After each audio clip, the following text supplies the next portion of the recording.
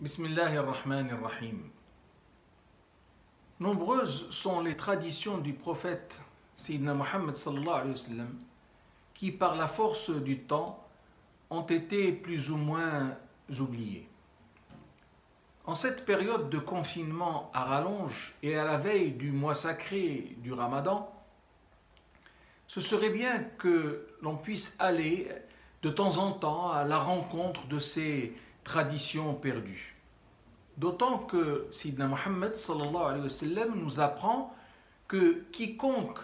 fait revivre une de ces traditions après qu'elle ait été mise de côté se voit donner une rétribution équivalente à toutes celles qui sont accordées à ceux qui la mettront en œuvre sans que cela n'altère pour autant les rétributions accordées à ceux qui l'auront appliqué suite à son rappel. Ainsi dit-il: Man ahya sunnatan min sunnati qad umitat ba'di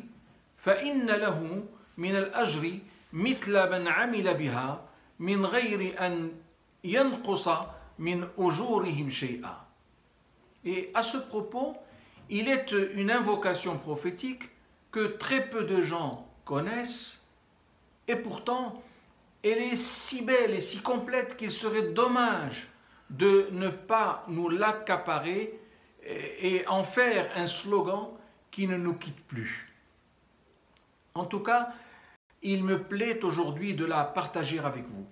en espérant qu'elle soit relayée à jamais. Cette invocation nous est rapportée par une grande dame, Salama, l'épouse de notre bien-aimé prophète, qui dit: il n'est pas une seule fois où le prophète sallallahu alayhi wa sallam ne soit sorti de chez moi sans avoir levé ses yeux vers le ciel et dit: je te demande, ô Allah, de faire en sorte que je ne m'égare point et que je ne sois point égaré, que je ne pêche point et que je ne sois point poussé au péché, que je ne sois ni coupable ni victime d'injustice et que je ne commette aucun tort et qu'aucun tort ne me soit fait. Ainsi, dit-elle,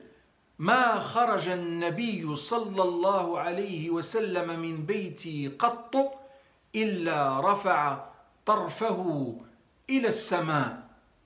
فقال: اللهم أعوذ بك أن أضل أو أضل أو أزل أو أزل أو أظلم أو أظلم أو أجهل أو يجهل علي. Seigneur, enseigne-nous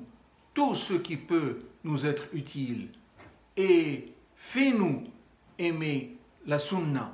de ton prophète bien-aimé. Amen.